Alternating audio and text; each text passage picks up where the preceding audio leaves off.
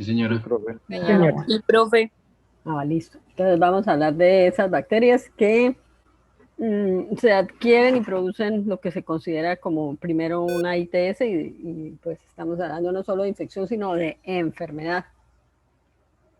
Muchas de ellas pues se consideran de salud pública, son de obligatorio, hay que informarlas porque se lleva pues un seguimiento epidemiológico de este tipo de enfermedades. Bueno, vamos a empezar por algunas generalidades y vamos a ir entrando en el tema. Cuando nosotros hablamos de este tipo de patologías y casi todos los procesos infecciosos producidos por microorganismos y virus, es importante definir lo que es una enfermedad, que es ya cuando se evidencian claramente los síntomas de la enfermedad, tanto en el sitio por el cual tiene tropismo, con, digamos, la parte sindrómica ya de la enfermedad. Y la infección que pues está presente en el microorganismo, hace sus primeras partes de entrar en contacto con el hospedero, pero no se observan los síntomas de la enfermedad. Incluso pues hay algunos que quedan en latencia, ¿cierto? Hay enfermedades obtenidas por relaciones sexuales como la hepatitis y enfermedades propiamente de transmisión por contacto sexual y es la única, pues digamos, una de las vías de contaminación. Vamos a hablar entonces nosotros pues, de Neisseria gonorrea, de Treponema pallidum, de Clamidia trachomantis, de Gardnerella vaginalis y de Haemophilus ducreyi, para ir pues cuadrando nuestros conceptos. Como enfermedad de transmisión sexual está la Neisseria, que asocia a uretritis, cervicitis, proctitis y faringitis, ¿no? Se va como escalonando el cuadro, incluso pues termina produciendo lo que se conoce como una enfermedad pélvica inflamatoria. Las clamidias, la clamidia trachomantis que produce una uretritis no gonocóxica, cervicitis y proctitis. Están los virus del herpes, ya ustedes los habrán estudiado, que son herpes simple tipo 1, tipo 2, perdón, asociado a úlceras genitales y orales. Está el treponema pallidum, que es el agente causal de la sífilis. Hay sífilis primaria, secundaria, latente, congénita y gestacional. El VIH y ya propiamente hablando de vaginitis, y cuando ese concepto pues hay que tenerlo muy claro, vaginitis es cuando hay un proceso inflamatorio con todas las características de evidencia de lo que es una vaginitis. Cambios epiteliales, células de inflamación, pérdida de la microbiota acompañante, hay una reacción leucocitaria aumentada, de moderada a aumentada, entonces eso se considera una vaginitis porque hay un proceso infeccioso, inflamatorio y demás.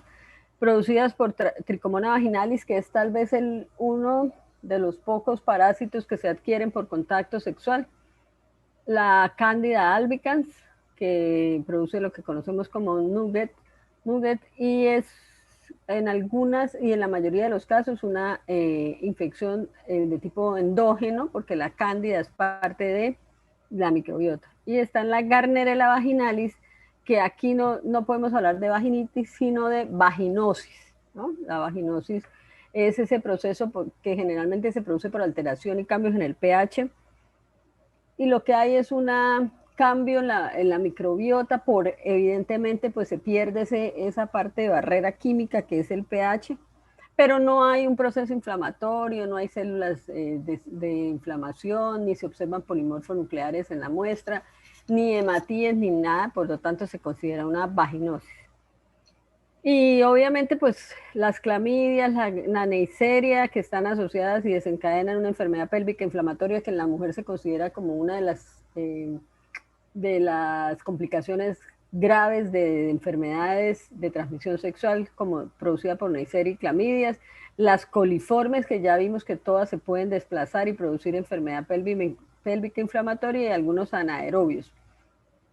Ahora, infecciones congénitas y perinatales, el virus de la rubeola, que produce y está asociado a aborto espontáneo, malformaciones neurológicas y cardíacas, pérdida de la audición, de la visión, treponema pallidum, osteocondritis, hepatoesplenomegalia, retraso mental, interrupción del embarazo, cualquiera de las dos igual a la rubeola. El virus de la hepatitis, que produce una hepatopatía crónica de la hepatitis B.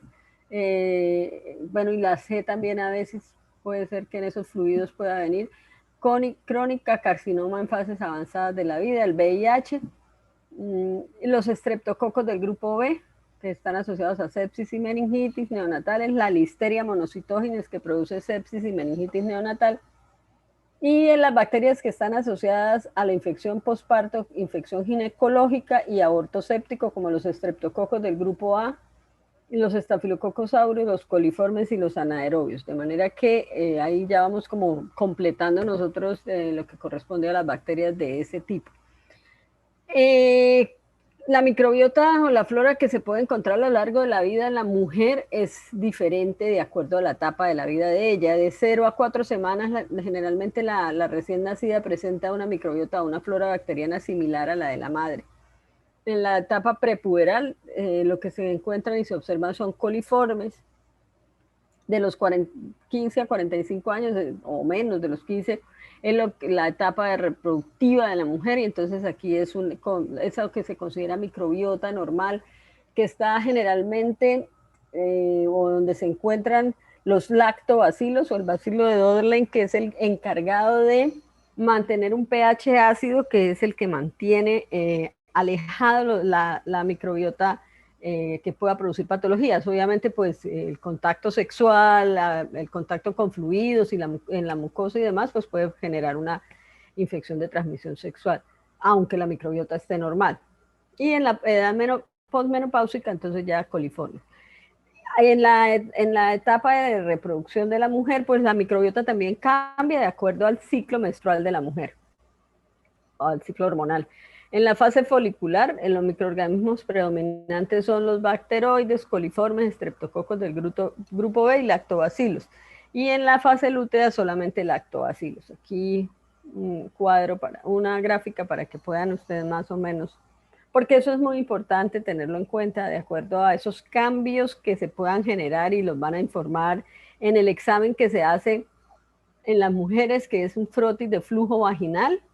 No la citología, porque la citología es para el estudio de los cambios en las células, para buscar que no haya ningún tipo de malignidad.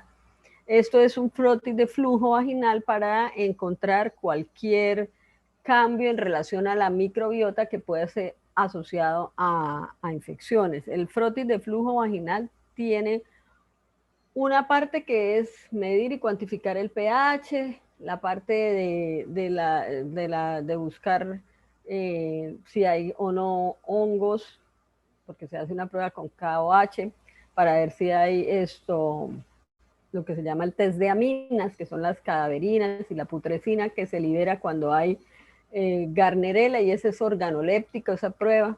Y a ustedes les va a llegar el informe positivo para aminas o negativo para aminas. La muestra se toma pues del introito vaginal si la mujer ha tenido relaciones sexuales con espéculo.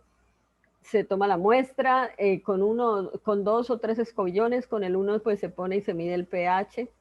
El otro se introduce dentro del KOH. Con el otro se hace una lámina y se introduce dentro de solución salina, de manera que se le va a informar el fresco, que es lo que se observa en la solución salina, buscando si hay tricomonas que son móviles, son flageladas, entonces se pueden observar. Y eso le deja a uno mirar la cantidad de bacterias que pueda haber, las células, si hay células o no hay, si hay leucocitos polimorfonucleares o de qué tipo, hematíes. Bueno, los espermatozoides no se informan a no ser que sea una niña menor de edad, entonces ahí sí hay que informarlos, pero si es una mujer ya en edad reproductiva, pues no se informan los espermatozoides, a no ser que se esté sospechando un acceso carnal violento. Y en el GRAM, entonces lo que se observa es el tipo de microbiota, o sea, si es gram positiva, gram negativa, bacilos, cocobacilos. Si ya aquí se puede medir la reacción leucocitaria, entonces uno le informa abundante, escasa, moderada, y los hematíes o lo que haya, lo que pueda observar en la lámina. Bueno, vamos a empezar a hablar de los microorganismos. Y en primera instancia vamos a hablar de la Neisseria gonorrea. Es el agente causal de la gonococcia y de lo que conocemos en los hombres, porque a los hombres si tienen alguna evidencia física de una infección por este tipo de microorganismos, hay que tomar una secreción uretral y se le hace una coloración de Gram. Y a esto, la uretritis que produce la Neisseria gonorrea se llama uretritis gonocócica, porque hay uretritis no gonocócicas. ¿Y por qué se diferencian unas de otras? Porque las neiserias, y ya lo vamos a ver, tienen una manera de interrelacionarse con el sistema inmune de tipo celular en el cual desencadena una gran cantidad de polimorfonucleares al sitio donde están multiplicándose. Entonces esas secreciones son purulentas, piógenas, por esa capacidad estructural y de la composición del microorganismo de atraer hacia el sitio gran cantidad de polimorfonucleares. Y no solo la Neisseria gonorrea, también de igual forma la Neisseria meningitis, como la vamos a ver más adelante. Es un diplococo gram negativo que infecta el epitelio cilíndrico cuboide causando cervicitis, uretritis, proctitis, faringitis. De manera tal que todo depende de la forma como la persona tenga su actividad sexual. Entonces, ahí donde la mucosa del receptor tiene contacto con el fluido que viene con la bacteria, pues ahí empieza la infección, ¿listo? Y ahí se desencadena ese desarrollo. Es un grupo de microorganismos que fermenta la glucosa, sus colonias son pequeñas cuando tiene pili, son oxidasa positivos, crecen en medios enriquecidos como el medio de agar chocolate, que es una variedad de agar sangre, donde la sangre se deposita en el agar cuando este todavía tiene una temperatura por encima de los 40 grados, de manera que se produce hemólisis de los glóbulos rojos y se lisan y toma un color café, pues parece pues, un color chocolate. Por eso se llama así. Y ya ha liberado todos los componentes de los glóbulos rojos, que es lo que necesita la bacteria. Con un porcentaje más o menos del 5% de CO2. Obviamente el medio debe tener vancomicina, nistatina, trimetoprim sulfa, que inhibe la microbiota acompañante, es lo que se llama el medio de Treyer-Martin, que es uno de los medios donde crece fácilmente.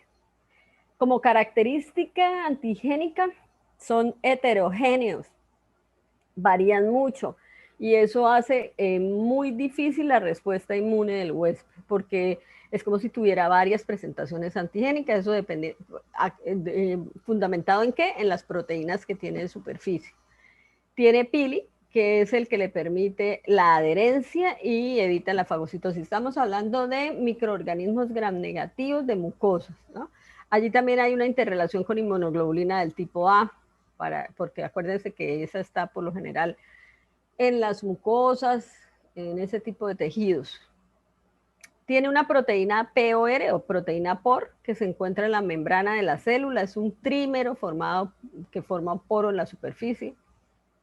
Hay una proteína que se llama la proteína OPA, que tiene como función la adhesión a células del huésped, entonces es la que le permite la adherencia, sobre todo esas células CD66, que son las carcinoembrionales. Dígame. Se localiza en membrana externa una parte y un resto digamos, en la parte de la bacteria ya en la parte interior. Hay otra proteína que es la proteína modificada por reducción, que es la RMP, que está adherida o asociada mejor con la POR para la formación de poros.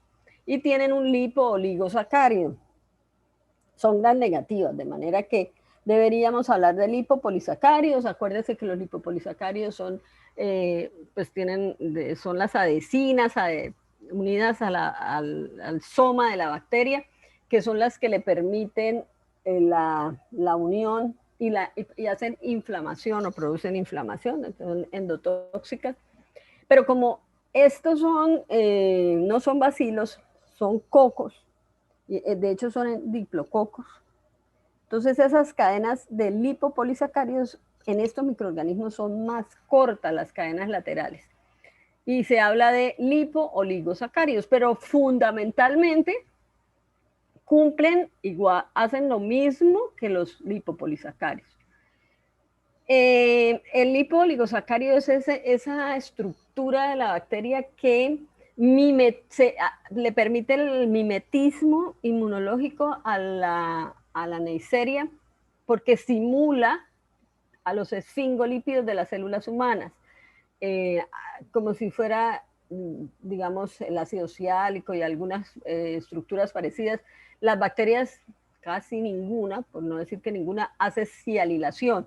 Las células como las nuestras sí hacen, las células eucariotas sí hacen eso. Entonces, esa estructura como que confunde al sistema inmune, parece un glucoesfingolípido, de manera que eso le permite una resistencia contra esos anticuerpos que hay en primera instancia para responder frente a la presencia del microorganismo después de que ha pasado toda la parte de respuesta inmune de tipo eh, innato.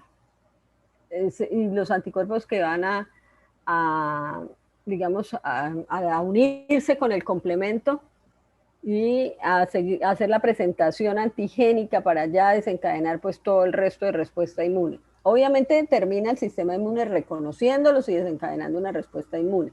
En primera instancia una respuesta inmune de tipo celular, polimorfo, nucleares, y eso es lo que uno encuentra abundantemente en esas muestras que analiza de pacientes que tienen infección por Neisseria gonorrea. Tiene sitios para varios plásmidos, dos plásmidos para la producción de beta-lactamasas, que se transmite por conjugación, y un plásmido que se adquiere pues, con los genes para la conjugación.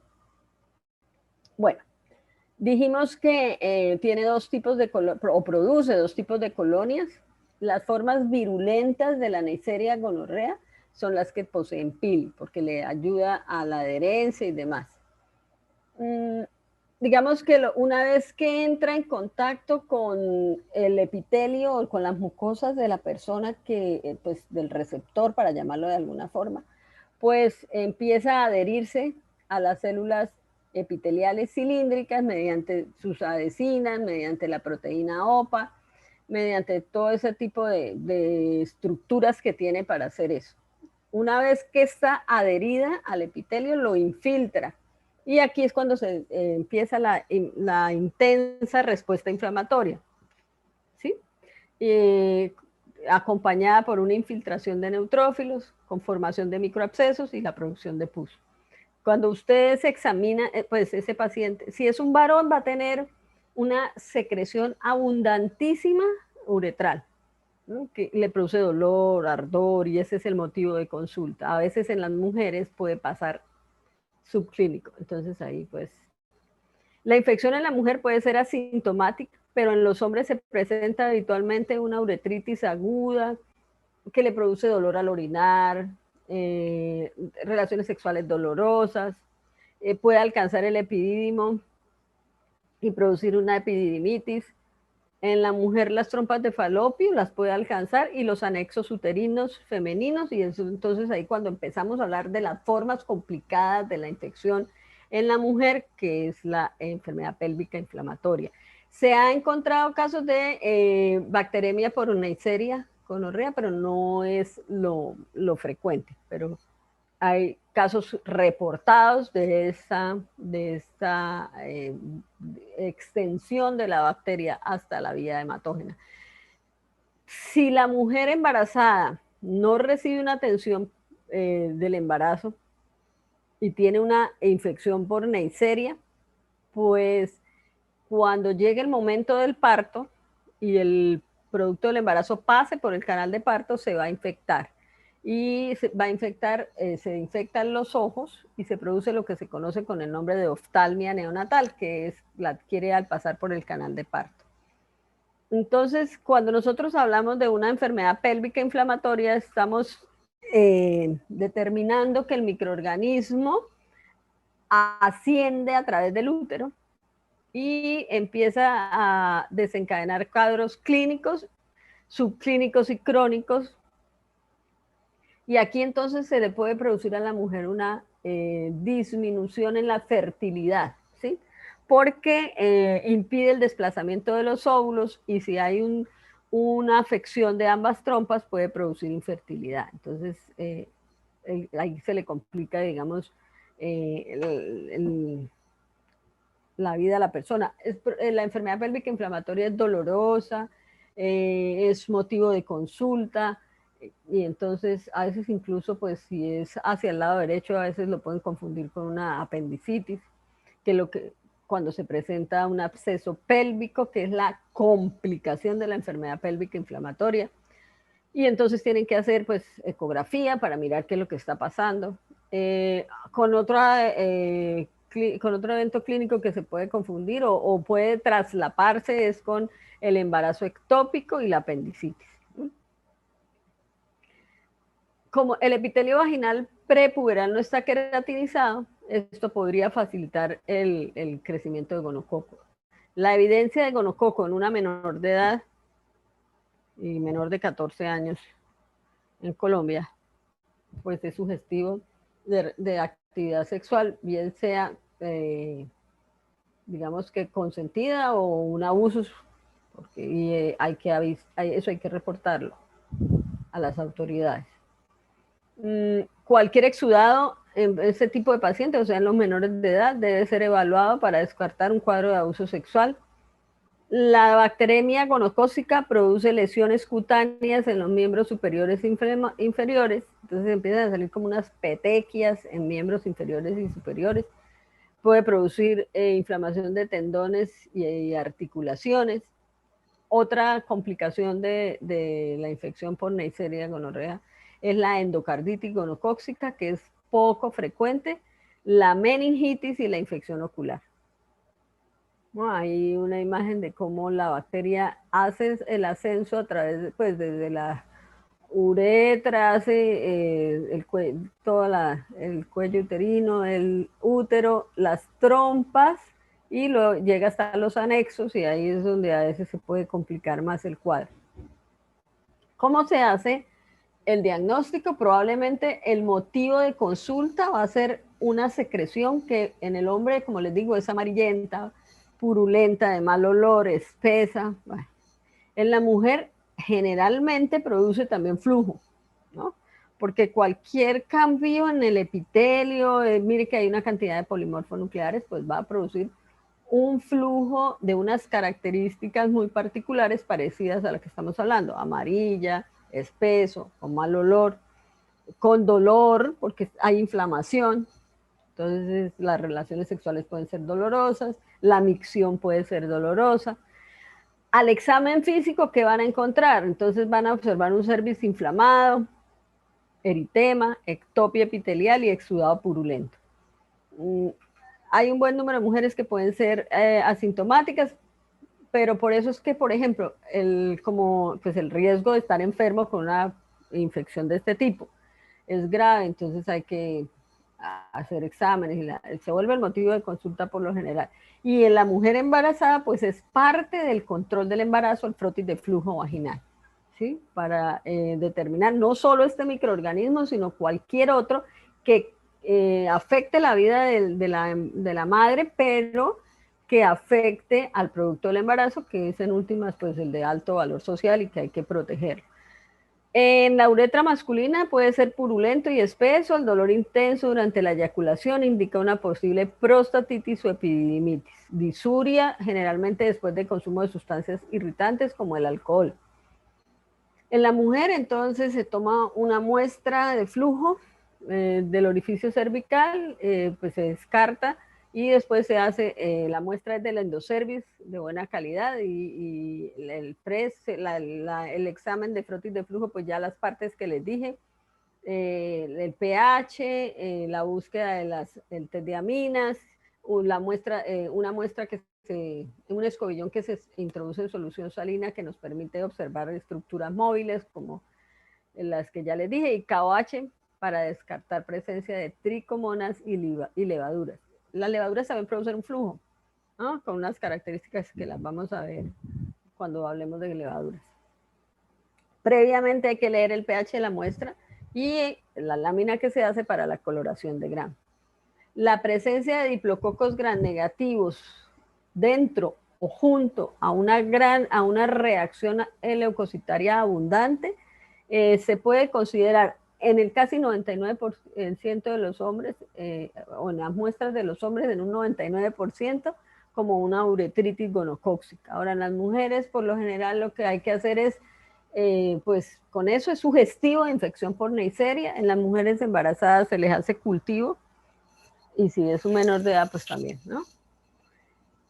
Se puede confirmarla mediante coloración de Gram, bueno, toda la parte de identificación. Obviamente hay que hacer antibiograma. Era sensible a penicilina, cipro y a vancomicina, a citromicina, disculpen, pero hoy en día pues por ahí han encontrado super gonorreas que casi son resistentes a la acitromicina.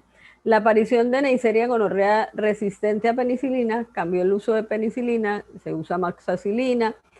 Bueno, también el uso del antibiótico depende del tipo de paciente, ¿cierto? Porque hay pacientes que son mujeres embarazadas, entonces hay que tener en cuenta cuáles son los que se pueden usar o no, como la doxiciclina, que no debe usarse en el embarazo.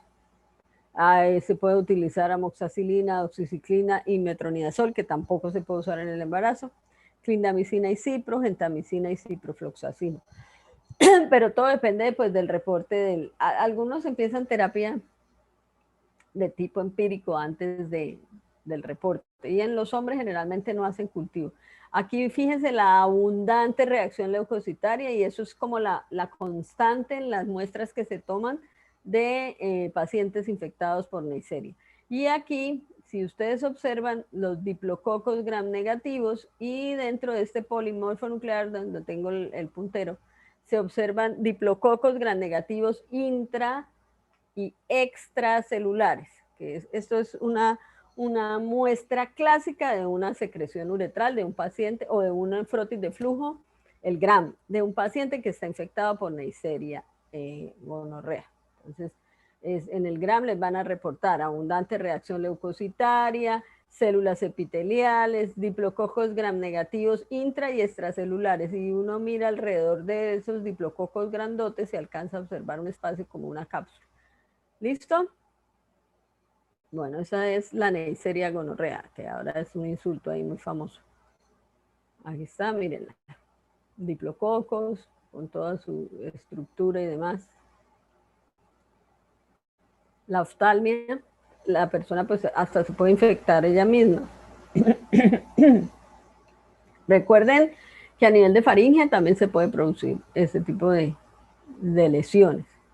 Bueno, y cambiemos a treponema pallidum. El treponema pallidum, pues, es uno de los agentes desencadenantes de enfermedad que han acompañado la historia de la humanidad. Se le llamaba el mal francés. Su nombre obedece a un pastor que se llamaba sífilide, y empezó a presentar este tipo de enfermedad. Lo que el hombre no entendía era que las enfermedades las podíamos transmitir entre personas. Estoy hablando del siglo XVI, más o menos, sí, o XVII.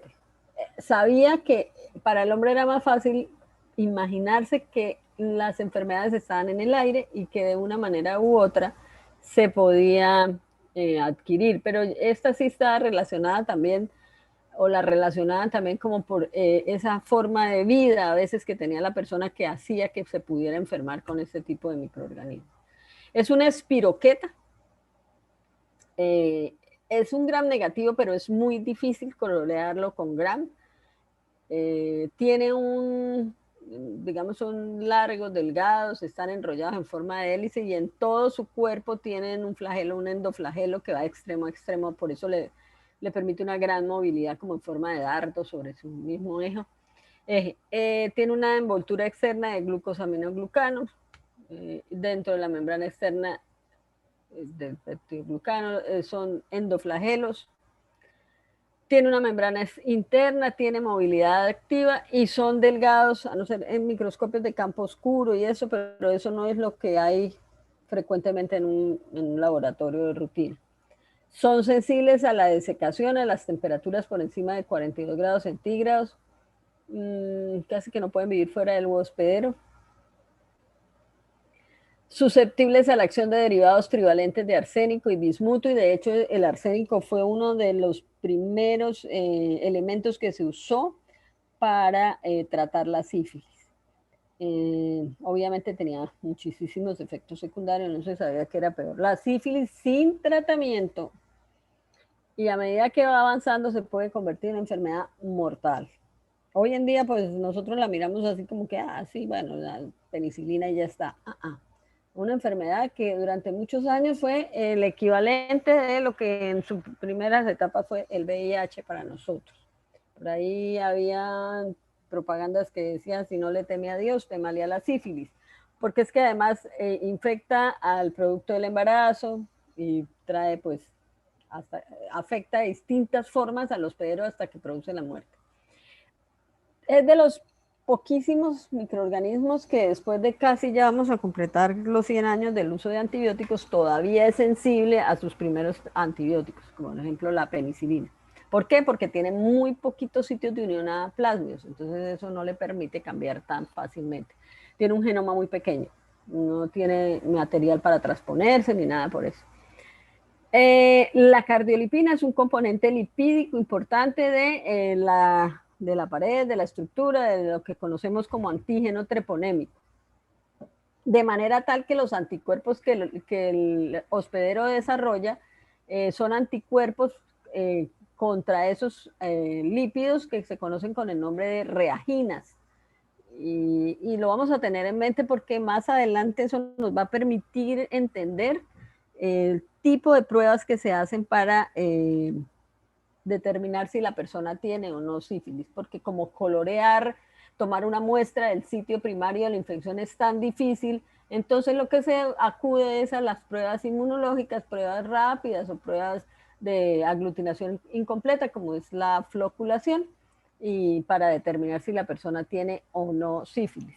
¿Por qué es importante diagnosticar a la persona? Porque igual que la de la infección por Neisseria, son enfermedades de transmisión sexual, de salud pública, que se adquiere por contacto, que la persona puede infectar a todos sus contactos, y a veces pues es una cosa exponencial ahí el proceso de infección. Entonces, cardiolipina es el reactivo, digamos, un componente que se usa para hacer unas pruebas que se conocen con el nombre de no treponémica. Más adelante vamos a hablar de eso. Bueno, ¿cómo se puede uno infectar con sífilis? Pues por contacto.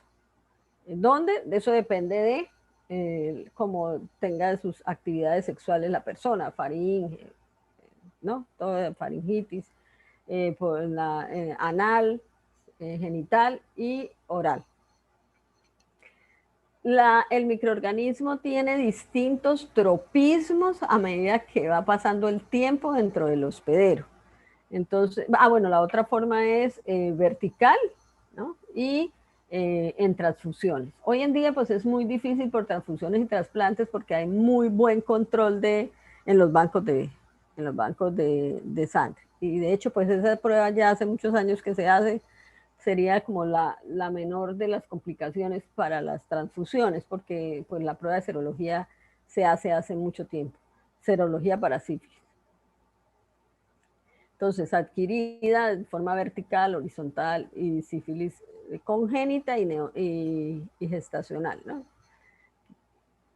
Cuando la persona tiene contacto con una persona infectada, entonces en el sitio de entrada, en las mucosas, pues entra el microorganismo, empieza a multiplicarse ahí y se forma una úlcera indolora en la zona. Hay endarteritis de los vasos pequeños ahí de la zona. También el microorganismo puede alcanzar ganglios linfáticos, la vía hematógena y se puede extender. La úlcera que se presenta en la zona generalmente no se conoce con el nombre de chancro duro, o sea, el chancro producido por la sífilis es un chancro duro, es de una base dura y limpia que aparece posteriormente a una pequeña vesícula, una pápula y después el chancro. Digamos, el borde de ese chancro es rico en treponemas, pero es muy difícil tomar la muestra y colorear con Gram, que sería el ideal, ¿cierto? Porque es muy difícil hacer la coloración de Gram, pero acudimos a la parte de la respuesta inmune. el chancro desaparece sin tratamiento. En algunos porcentajes de pacientes hay una remisión espontánea y digamos que se salvó de seguir infectado y enfermo por el treponema. Pero la historia natural de la enfermedad, en la gran mayoría de los pacientes, aún con respuesta de ahí, que va a haber de respuesta de tipo celular, con actividad de natural killer, interferones y todo lo demás, es que el microorganismo alcance los ganglios linfáticos, la vía hematógena y pase a lo que se conoce como una sífilis secundaria, que aparece varias semanas después. Y aquí el tropismo no son las mucosas, sino la piel. Y empiezan a aparecer lesiones en piel, que es lo que se conoce a veces como la rociola sifilítica. La piel y las mucosas que están repletas de microorganismos, pueden aparecer además lo que se conoce con el nombre de condilomas húmedos y planos, que son pápulas pálidas, planas, pegadas. Sí, en algunos pacientes se puede haber unas complicaciones más grandes como meningitis, coriorretinitis, hepatitis, nefritis o periostitis sifilítica. O sea, fíjense que era una enfermedad bien complicada, ¿no? Y si la persona no tenía una vida sexual o no tiene una vida sexual responsable, pues va a infectar a todos los contactos si no tiene un método de protección y va a seguir y de golpe va a encontrar otro contacto que también está infectado y aquello es lo tuyo y lo mío. ¿Listo? Entonces, después de eso puede venir un silencio y una fase latente. El microorganismo no se va a ninguna parte. Algunas personas sí pueden hacer remisión acá, pero estamos hablando que la generalidad no. Digamos, un gran porcentaje de los pacientes. No hay signos, no hay síntomas. A veces puede como hacer algunas manifestaciones como unas recidivas de la sífilis secundaria. Esto es durante los primeros 4 años. ¿Sí? Entonces, ¿esto qué quiere decir? Que la persona sigue con la enfermedad. Aquí sería la forma de la enfermedad de que es menos contagiosa, pero de todas maneras tiene la enfermedad. Y también es menos contagiosa para el producto del embarazo, pero no quiere decir que no haya el riesgo de enfermedad. Si la persona no consulta por la rociola, no consulta por condilomas, no siente nada ni nada, la enfermedad va a seguir avanzando y va a llegar a lo que se conoce como la sífilis terciaria. Aquí también cambia de tropismo, por lo general es el endotelio de los vasos sanguíneos y de los vasos sanguíneos grandes. Entonces va a producir aneurismas de grandes vasos y eso puede producir la muerte del paciente. También puede presentar lo que se conoce como neurosífilis, sífilis cardíaca, gomas con lesiones granulomatosas e infección granulomatosas en piel, huesos e hígado, el tabes dorsal, todas las manifestaciones físicas propias del paciente sifilítico que son muy características. Entonces, el chancro. Y una de las, digamos, complicaciones en ese producto del embarazo, que es lo que se conoce con el nombre de sífilis congénita, que es la que adquiere el producto del embarazo, porque el treponema puede pasar la placenta, alcanzar al feto y afectarlo. Puede producir interrupción del embarazo, partos pretérmino. Generalmente, fíjese que es frecuente en las mujeres en los primeros años de infección. Este es otro examen que está dentro de los exámenes de control del embarazo, ¿sí? De lo que se conoce como el síndrome de Torch, que es ahí todo eso, lo que es toxoplasma, rubeola, herpes, VIH, sífilis, todos esos. ¿Para qué? Para evitar que haya lo que se conoce, tratar la sífilis gestacional si se hace el examen y se determina que la paciente es reactiva en las pruebas de sífilis para que no haya sífilis congénita. Generalmente se sucede ese proceso de infección entre las semanas 10 a 15 de la gestación, entonces mortinatos, muertos a término, y algunos llegan hasta pues al nacimiento, a nacer vivos, con signos de la sífilis congénita, queratitis intersticial, dientes de Hutchinson, nariz sencilla de montar, osteocondritis, hepatoesplenomegalia y erupciones cutáneas. Entonces, a esos hijos de madres con sífilis gestacional, pues obviamente a la madre le hacen tratamiento, hacen un seguimiento, a la mujer en embarazo, dentro de los exámenes de control del embarazo, le hacen serología, incluso casi hasta el nacimiento, porque pues puede tener relaciones de riesgo de infectarse a lo largo de todo el embarazo. No es que lo hicieron en el primer trimestre y ya no le vuelven a hacer.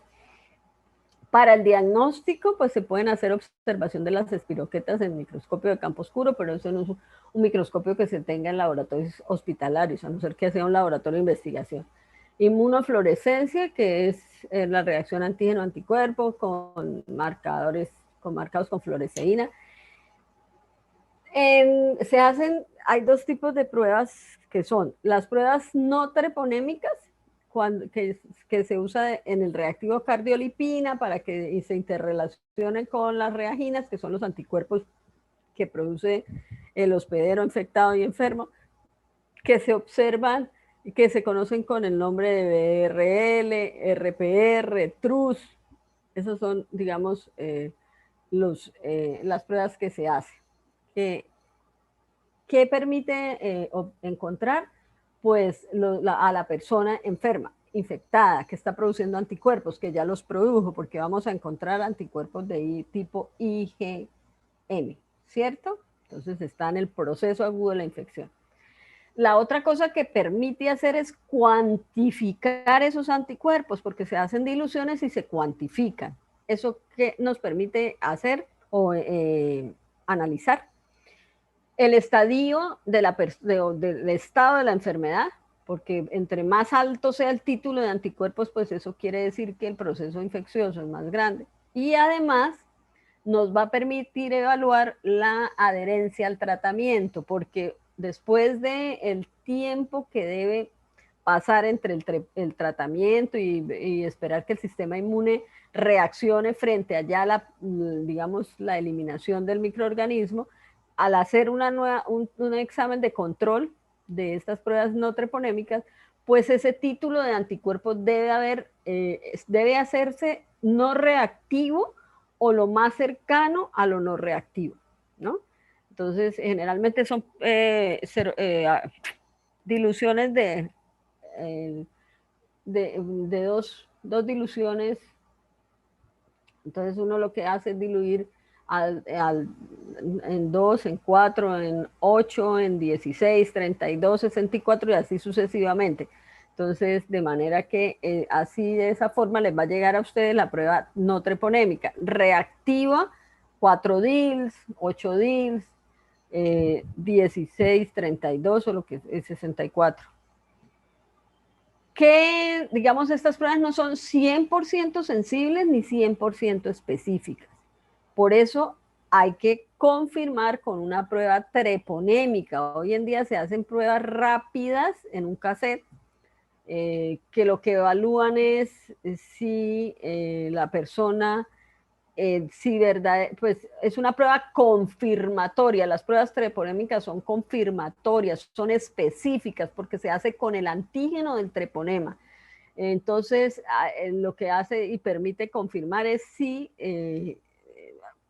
a esa prueba no treponémica confirmarla, es decir, esos anticuerpos que nos dieron reactivos con un título específico en la prueba no treponémica, pues la prueba treponémica debe ser reactiva. Hoy en día, ¿cómo es el protocolo? Lo primero que se hace es la prueba rápida no treponémica, perdón, treponémica, ¿sí? Entonces, la prueba rápida treponémica tiene dos opciones, o es reactiva o es no reactiva. ¿Qué es lo que pasa con la prueba rápida treponémica? Que evalúa la presencia de inmunoglobulina de tipo G, o sea, la memoria inmunológica del pasado o el presente de la enfermedad en ese paciente. ¿Y por qué les digo eso? Porque generalmente la persona que ha sido enferma o infectada con el treponema pallidum, siempre, digo la mayoría, casi todos, van a ser reactivos su suero cada vez que se haga una prueba treponémica. ¿Listo? Eso no quiere decir que la persona esté enferma, ¿Qué tendría que hacerse? Una prueba no treponémica. ¿Para qué? Para confirmar que esa prueba que nos dio reactiva, la prueba treponémica, si el paciente en la actualidad, en el momento en que le toma la muestra y se lo hace, le da la prueba no treponémica reactiva, recordando que lo que evalúa es la presencia de inmunoglobulina M e inmunoglobulina A.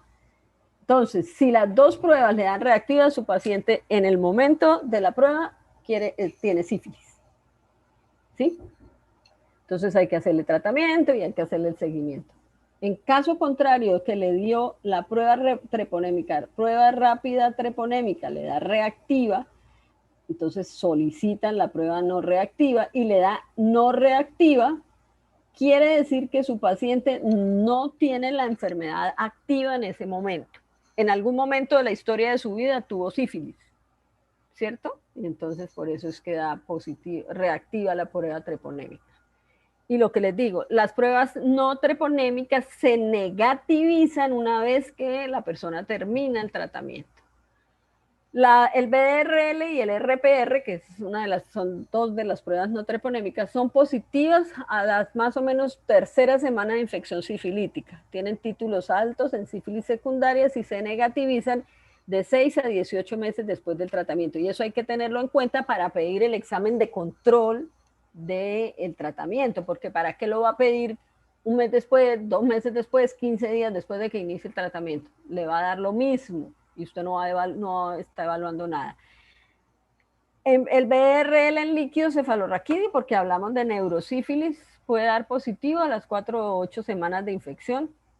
No son anticuerpos del torrente sanguíneo, sino que son propios del sistema nervioso central. A veces podría dar un falso positivo, por ejemplo, cuando al funcionar para tomar el líquido cefalorraquídeo rompen y lo que nos entra en el tubo de la muestra es sangre y entonces son propios de la sangre y no del líquido cefalorraquídeo. Pero si estamos hablando de que usted al hacer el examen físico y todo tiene la sospecha de que su paciente tiene una neurosífilis, pues hay que hacer el BRL en líquido cefalorraquídeo. Estas pruebas se pueden cuantificar y se expresan según la última dilución, donde se observa floculación. Floculación es el proceso que hay entre la unión del antígeno y el anticuerpo. Es una aglutinación incompleta. En el BRL hay que mirarlo al microscopio, el RPR se mira directamente. Pero puede haber falsos positivos y por eso les dije que no era 100% específica ni 100% sensible las no treponémicas. Paludismo, lepra, sarampión, mononucleosis infecciosa, el mismo embarazo, generalmente son pruebas reactivas 8 DILs, enfermedades del colágeno, lupus eritematoso sistémico, enfermedades reumáticas pueden darnos falsos reactivos. Las pruebas que dan reactivas por encima de las 32 DILs, casi con certeza que son sífilis, pero de todas maneras hay que observar. Recuerden, hoy en día el protocolo es primero prueba treponémica, rápida treponémica y después las pruebas no treponémicas para confirmar si la enfermedad está activa en el momento. Las pruebas, hay otras pruebas treponémicas que son no pruebas rápidas, sino pruebas serológicas, como el FTABS, que es la prueba de inmunofluorescencia indirecta, es específica y sensible para los anticuerpos en la sífilis. Es positiva en sífilis secundaria y generalmente permanece positiva aún después del tratamiento, es lo que, por la explicación que les di. Y la prueba de aglutinación de partículas de treponema pallidum, que se llama o se conoce con las siglas de TPPA, que es por hemaglutinación. El tratamiento depende del tipo de persona, si es un niño, un recién nacido. Bueno, en el recién nacido se hacen también las pruebas y para ver si no son. Recuerden que la IgM no es propia lo que se encuentra es IgG de la madre, ¿cierto? Entonces, o de la madre los anticuerpos y hay que mirar a ver si el niño es de verdad, el recién nacido está infectado, entonces hay que hacer ahí todas las pruebas. En sífilis de menor a un año, pues generalmente es penicilina benzatínica. Aquí hay que tener en cuenta si es o no embarazada, pues porque ya sabemos que hay antibióticos que pueden ser, pues producir efectos secundarios en el producto del embarazo. En sífilis latentes o antiguas, 3 veces con intervalos de 1 semana. En la embarazada por lo general no hacen pruebas de sensibilidad a la penicilina, que hay que hacerla, la prueba de sensibilidad a la penicilina. Y el neurosífilis pues ya tiene como otra forma de tratamiento. Se puede utilizar tetraciclinas o eritromicina. Hay otras enfermedades relacionadas con sífilis producidas por otros treponemas, como es el Begel. Generalmente pueden dar pruebas treponémicas positivas. Eh, no es transmitida por vía sexual y produce lesiones cutáneas. Se observa en niños y puede afectar vísceras. La frambesia, que es también pues treponema pallidum, su especie pertenue. La infección por treponema pallidum es solamente de los seres humanos. La frambesia es producida su especie pertenue, presenta pápulas ulcerativas, se transmite de persona a persona, hay transmisión congénita con lesiones en hueso, complicaciones viscerales y del sistema nervioso central que no son muy frecuentes. Igual, está el mal de Pinto o Carateum, que se observa mucho en Centro y Suramérica, más en la raza negra. Produce unas pápulas no ulcerativas, lesiones planas hiperpigmentadas y después hay despigmentación e hiperkeratosis. Y hay una variedad que es el treponema cuniculi que produce sífilis en el conejo y la adquieren por contacto sexual y produce lesiones menores en los genitales.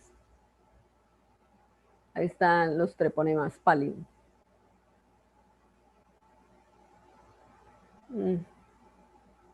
Y las tibias en forma de arco, porque pues daña, esos son tibias con sífilis. Bueno, hay otra enfermedad otra enfermedad de transmisión sexual producida por las clamidias trachomantes. Digamos que es una de las infecciones de transmisión sexual de mayor incidencia en la actualidad en países como los Estados Unidos y con, digamos, incidencia alta en adolescentes, probablemente con el inicio de la actividad sexual sin protección, entonces adquieren este tipo de enfermedades. Comparten un antígeno de grupo, se multiplican en el citoplasma de la célula del huésped porque no pueden producir ATP, entonces son obligatoriamente intracelulares. Entonces no nos sirve aquí coloración de Gram ni nada por el estilo. Hoy en día pues hay pruebas de PCR para el diagnóstico. Anteriormente lo que hacían era como un diagnóstico de diferencial con la sintomatología, tomaban muestra de flujo, hacían coloración de Gram y si no encontraban nada, pero había polimorfonucleares y demás, pues entonces hablaban de una clamidia con los síntomas y los signos. Hay medios de cultivo como células McCoy para permitirle crecer intracelularmente. Bueno, ¿cómo se hace el ciclo? Tiene una forma infectante que es el cuerpo elemental. En la primera imagen superior, ahí está la adherencia a la célula del huésped. Una vez que ingresa por contacto sexual, en mucosas y demás, se adhiere ese cuerpo elemental que es bioquímicamente inactivo, pero es el que es infectante. Es fagocitado, hay fusión de fagosomas y ahí mismo dentro de ese fagosoma pues digamos que hay una alteración del pH, el pH no se hace lo suficientemente ácido, no hay una destrucción de ese cuerpo elemental y el cuerpo elemental empieza a madurar, a cambiar y se convierte en lo que se conoce como el cuerpo reticulado. El cuerpo reticulado es bioquímicamente activo y empiezan a formarse un número importante de estos cuerpos reticulados dentro de esa fagosoma que hay dentro de la célula, hasta un momento en que empiezan a haber dentro de esa estructura tanto cuerpos elementales como cuerpos reticulados y superan a la célula. La superan en el sentido en que al madurarse esa inclusión hay ruptura de la célula huésped que le permitió multiplicarse y ¿qué pasa? Que se liberan los cuerpos elementales y empieza la infección en otro buen número de células porque Si ustedes observan la imagen, pues cada uno de esos cuerpos elementales va a ir a otra célula. Fundamentalmente esa es la forma de multiplicación. Entonces, la partícula infectante es el cuerpo elemental que se adhiere a la célula huésped, penetra en la célula por medio de endocitosis o pinocitosis, no hay fusión lisosómica, el cuerpo elemental se va convirtiendo en el cuerpo reticulado, que es la forma reproductiva y activa bioquímicamente. La reproducción tiene lugar en el endosoma, que además está protegido del sistema inmune, de manera que él está ahí feliz, no hay ninguna célula, el único que podría hacerlo sería interferón y demás para llegar hasta allá, pero a no ser que pues por el cambio de la célula, los macrófagos o el sistema inmune la reconozca como una célula que no es propia y la fagocita y la destruye y demás. Pero mientras tanto, pues el microorganismo está ahí protegido. Va transformándose, como vimos, entre cuerpos reticulados y que dan lugar a los cuerpos elementales, que son los que se deben formar para que la bacteria se pueda seguir adhiriendo e ir a otras células, ¿no? La pared celular semeja a las gram negativas sin el peptidoglucano típico, tiene proteína fijadora de penicilina y es sensible a esta. Los cuerpos reticulares y elementales no se encuentra DNA y RNA en los reticulados, casi 4 veces más de RNA que de DNA. Se puede colorear con gienza, que tiñe los cuerpos elementales de color púrpura, y los cuerpos reticulados no infectantes se tiñen de color azul. Con inmunofluorescencia se pueden teñir de colores brillantes, con Lugol. Los antígenos específicos compartidos por el grupo se pueden identificar por fijación de complemento, por inmunofluorescencia, y esa sería una forma de diagnóstico. Los específicos de especies son proteínas de membrana externa. Hay más o menos 15 serovariedades de clamidia trachomantis. Pero dependiendo de las serovariedades son digamos, las manifestaciones clínicas. Entonces, lo que es la uretritis no gonocóxica son unas serovariedades y en el otra enfermedad que vamos a ver ahora, que es el linfogranuloma venéreo, son otras serovariedades las que están, y en el tracoma de la infancia pues también son otras, ¿no?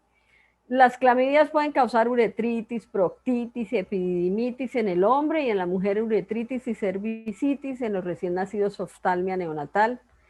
Las serovariantes A, B y C se asocian a tracoma ocular.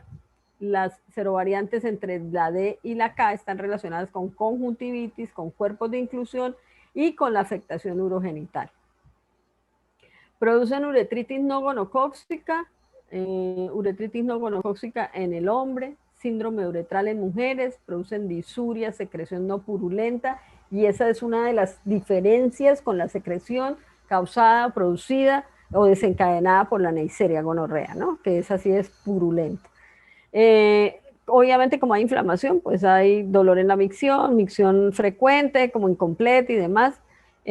Los adultos infectados pueden autoinocularse la bacteria a nivel ocular y produce infección oftálmica y producir lo que se conoce como una conjuntivitis de inclusión. Las madres infectadas pueden infectar a los hijos al pasar por el canal de parto. Fíjense cómo es importante el control del embarazo, entre otras muchísimas cosas por estas específicamente. Hay otras gran cantidad de enfermedades que pueden afectar al feto, por eso es que hablamos también del síndrome de Torch para evitar estas enfermedades, estas afecciones. Los lactantes pueden contraer la infección de sus madres, pueden presentar síntomas oculares o afección del aparato respiratorio. Hay inclusión del recién nacido que comienza con una secreción mucopurulenta. Después del parto se hace con eritromicina el tratamiento o tetraciclina. A veces se puede confundir con el tracoma de la infancia, pero recuerden que pues la variedad es distinta. En casas donde hay adultos infectados pueden, digamos que dejar las secreciones en el baño, pues cuando orinan, lo que sea, y los niños pequeños que haya en casa entran, ponen las manitas en el baño, se llevan las manos a los ojos y se producen infecciones oculares. Eh, para el diagnóstico hoy en día hacen PCR de la muestra para determinar la presencia del microorganismo. Hay que eliminar el material purulento del orificio cervical para obtener un material endocervical y hay que hacer más, pues, tomar más de un hisopo igual, si es un frotis de flujo. Pero recuerden que en el frotis de flujo no se va a ver nada, ¿no? Porque la clamidia no se colorea con grano. Si hay que llevarlo a otro sitio para donde lo van a analizar, pues hay que usar un medio, medio de transporte específico para clamidias. Se puede, digamos que se hacía inmunoanálisis enzimático, ampliación de ácidos nucleicos, que es lo que se conoce como TAN, y la PCR. Generalmente en los pacientes de sexo masculino la muestra es orina, que se hace también PCR o el TA, pero tenía muchas reacciones cruzadas con algunas pruebas. Cultivo en células McCoy, anticuerpos monoclonales contra antígeno específico para las proteínas principales de membrana externa. También se puede hacer pruebas de pues, detectar el DNA, perdón, detectar la presencia del microorganismo mediante DNA quimioluminiscente y una secuencia del RNA ribosomal que se puede observar. Para el tratamiento hay que tratar, bueno, y lo mismo para el treponema y para la neisseria. A veces las personas no tienen una sola pareja, sino que hay varias. Y fíjense aquí cómo es, pues cómo se puede hacer exponencial. Esa persona o esas personas que tienen relaciones sexuales pueden tener otro número de personas y así otras y otras, y entonces eso se hace exponencial. Por eso es tan importante identificar las personas enfermas, hacerles tratamiento y demás. Los hombres y mujeres no embarazadas, doxiciclina. Bueno, todos los de la pareja para evitar reinfección y para evitar infectar, como ya les dije, a nivel oftálmico a los hijos de la familia. Mujeres embarazadas, citromicina, en conjuntivitis de inclusión, o sea, tratamientos con fármacos combinados. Ahí se alcanzan a observar el microorganismo en la parte interna de la bacteria. ¿Listo? Las coloraciones quimioluminiscentes, estas también son bastante, digamos, pero hoy en día lo más efectivo es la PCR. Bueno, y las clamidias, yo les dije que había distintas serovariedades, entonces unas pueden producir tracoma en la infancia, otras pueden producir una artritis no gonocóxica, cervicitis en la mujer, y las otras pueden producir lo que se conoce como el linfogranuloma venéreo. Fundamentalmente es igual el proceso infeccioso, cuerpo elemental, cuerpo reticular, maduran, producen cuerpos elementales y así se infectan otro buen número de células. Se adquiere por transmisión sexual y produce una enfermedad conocida con el nombre de adenitis inguinal supurativa, o eso es, digamos, lo que produce, pero la enfermedad se llama linfogranuloma venéreo.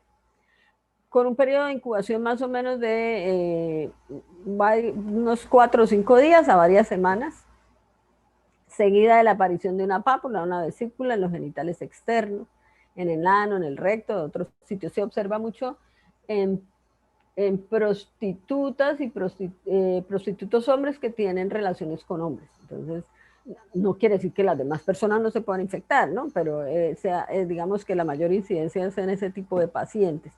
Se ha observado mucho, se ha hecho estudios en los países que son destinos turísticos, por ejemplo en el Caribe y eso, personas que se desplazan desde sus sitios de vivienda, vienen a tener turismo sexual, tienen relaciones sexuales con nativos infectados y se llevan su infección para su sitio de vivienda. Después de eso, entonces, bueno, puede afectar genitales externos, ano, recto u otro sitio, puede ulcerarse o cicatrizar en pocos días. Posterior a esto, empieza el proceso infeccioso acompañado de adenopatías regionales, la piel sobre los ganglios, de donde ahí en el sitio, generalmente los ganglios del paquete más importante, a nivel de la ingle por lo general, se van poniendo de color púrpura y se presenta una fistulización y a través de eso pues hay una supuración. En mujeres y en varones homosexuales los ganglios más afectados son los perirrectales, en los hombres pues proctitis. Hay una manifestación clínica con pues, secreción mucopurulenta, sanguinolenta por el ano y hay linfadenititis a nivel cervical. En esta etapa, el paciente tiene fiebre, cefalea, puede tener meningismo, conjuntivitis, erupciones cutáneas, náuseas, vómitos y artralgias. Si no recibe tratamiento, puede presentar estenosis rectal, elefantiasis del pene, o el escroto o la vulva. Entonces, digamos que es complicado. Las muestras se toman de los bubones o de la pus y se hace hoy en día PCR. Se puede hacer título de anticuerpos por fijación de complemento que se van volviendo positivos a partir de la cuarta semana, más o menos, mayores a 64, con títulos mayores a 64, y obviamente pues hay que hacer PCR, que es pues, más sensible y más específico. Como tratamientos, sulfamidas, tetraciclinas en las etapas iniciales, y ya son etapas tardías, hay que hacer cirugía para corregir la estenosis y demás. Aquí igualito, todos los presuntos implicados hay que hacerle tratamiento. Bueno, hay un microorganismo que se consideraba de transmisión sexual, que es la Gardnerella vaginalis. La Gardnerella vaginalis produce una vaginosis, de tal manera que, ¿cómo se le hizo seguimiento a esto? Pues porque había niñas que no tenían actividad sexual y en las cuales se encontraba la Gardnerella vaginalis. Es muy frecuente en mujeres en edad reproductiva, pero también se presentaba en niñas que no tenían, bueno, reproductiva, pero sin actividad sexual. Entonces, eso era, pues, digamos, muy llamativo y se hizo un examen, se hizo un seguimiento a este tipo de infección. Más que infección, es como se suceden cambios de pH en la mujer y eso facilita el cambio de microbiota, porque se disminuye el lactobacilo, que es el que mantiene el pH ácido. En mujeres embarazadas está asociado a ruptura de membranas, trabajo de parto pretérmino y parto prematuro. Un cuadro, esta infección generalmente puede haber, como hay cambios de pH, puede haber entonces Mycoplasma hominis, mobiluncos, que proliferan más que los, eh, que los lactobacilos. Tiene una característica bastante particular y es que son positivas las pruebas que va a evidenciar las aminas, entonces despide un olor como a pescado, ¿no? Cuando se hace el test de aminas y el flujo que produce tiene ese olor. La bacteria es gran variable y es cocobacilo. Y ella misma produce una hemolicina que aumenta el pH y esto le facilita, pues nos afecta y permite de golpe la coinfección con otros. Pero generalmente las láminas de una Gardnerella clásica son con microbiota solamente cocobacilos gran variables, escasa reacción leucocitaria y una estructura o una célula que se llama la célula guía, que es como la marca de que verdaderamente estamos frente a una vaginosis. A ustedes les va a llegar ese informe: escasa reacción leucocitaria, cocobacilos gran variables, test de aminas positivo, célula guía positiva, y eso ya es sugestivo, además de que usted examinó a su paciente, la paciente le hizo referencia al flujo con el olor particular que tiene, y entonces, y la medición del pH, que ya está por encima de los 5, más o menos 6 y hacia arriba. ¿Listo? Sí produce flujo, ¿no? Bueno, y para terminar está el Haemophilus ducreyi. El Haemophilus ducreyi o los Haemophilus ducreyi son bacterias gram negativas, pleomórficas, pero son más que todo bacilos, ¿no? Bacilos cortos, pequeños, que crecen, requieren medios, son muy exigentes en sus, digamos, necesidades nutricionales en medios sintéticos, porque necesitan sangre y sus derivados. Se adquiere por contacto sexual y como manifestación clínica se observa y produce lo que se conoce con el nombre de chancroide o chancro blando. Este sí es doloroso, hay adenopatías regionales bastante importantes, es una úlcera de borde irregular sobre los genitales con inflamación y dolor, adenopatías regionales dolorosas, y aquí sí se vale tomar la muestra y hacer coloración de gramo, porque perfectamente se puede colorear. Necesita o crece fácilmente en agar chocolate al 10%, con isobitalex, vancomicina, factor 10 de la sangre y no el factor 5, porque cuando hablemos del Haemophilus influenza que produce meningitis, ese sí para crecer necesita los dos factores de la sangre.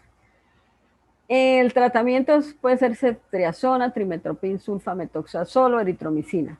Y se debe cicatrizar esa úlcera, ese chancroide debe desaparecer. Entonces, chancroide o chancro blando, Haemophilus ducreyi, chancro duro, sífilis, ¿sí? Digamos que una persona en un contacto sexual, en contacto sexual puede adquirir más de un microorganismo. Ese sería como el riesgo de este tipo de relaciones sexuales sin protección, sin que sean relaciones sexuales responsables. Y hablo de otra infinidad de enfermedades que se pueden contraer con este tipo de relaciones sexuales de riesgo. Entre más parejas sexuales se tengan, pues estamos hablando aquí de bacterias, pero ustedes ya han hablado de virus, de parásitos, todas lo que ya nosotros, y pueden quedar enfermedades latentes. Generalmente las bacterias, pues se hace tratamiento y se eliminan del todo, pero hay VIH, hay herpes, hay, no sé, se me olvida ahorita alguna, que se hacen, digamos, que no se pueden, se hacen tratamientos, pero no se pueden curar, ¿no? Hepatitis, también se me queda, y va, listo. ¿Tienen alguna pregunta?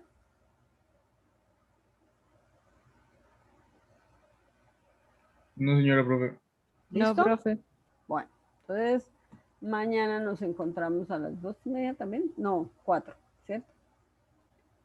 A las Sí, 4. profe, a las 4. Bueno, niños, cuídense, descansen.